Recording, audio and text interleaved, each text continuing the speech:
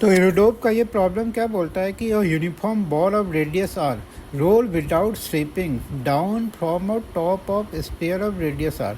मतलब एक हमारा बड़ा स्पेयर है जिसका रेडियस आर है, उसके ऊपर एक बॉल रखा हुआ है जिसका रेडियस स्मॉल आर है। वो बॉल इस के ऊपर रोल विदाउट स्लिप करता है और किसी मूवमेंट में ये दोनों आपस से ब्रेक ऑफ हो जाते हैं।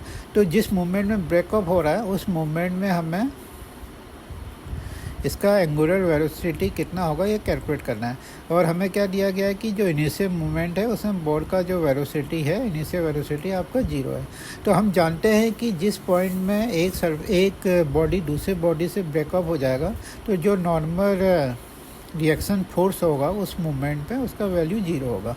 तो अगर हम फ्री बॉडी डायग्राम बॉल का बनाएं तो उसमें जो नेट फोर्स लगेगा, एक आपका वेट, बॉल का वेट जो है mg है, उसका एक कंपोनेंट सेंटीमीटर फोर्स की ओर लग रहा है mg cos थीटा, और एक नॉर्मल रिएक्शन n लग रहा है स्फीयर के द्वारा बॉल पे। ओके, तो जो आपका नेट फोर्स है टुवर्ड्स सेंटर उसका value mg cos theta minus n जो है सेंटीमीटर फोर्स के बराबर होगा।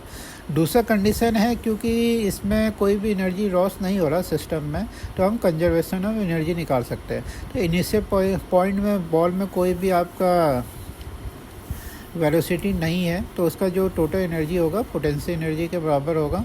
दूसरा क्या है कि बॉल आपका एक एंगुलर मोमेंटम, एंगुलर वेलोसिटी भी है और लीनियर वेलोसिटी भी है। तो बॉल में एक एंगुलर काइनेटिक एनर्जी और दूसरा लीनियर काइनेटिक एनर्जी होगा, और तीसरा इसका जो पोटेंशियल एनर्जी में ड्रॉप होगा। तो इस कंजर्वेशन ऑफ एनर्जी के द्वारा और normal force n equal to जिसमें ब्रेक ऑफ होगा, इन दो कंडीशन के को मिला के हम ओमेगा का वैल्यू इजी निकाल सकते हैं।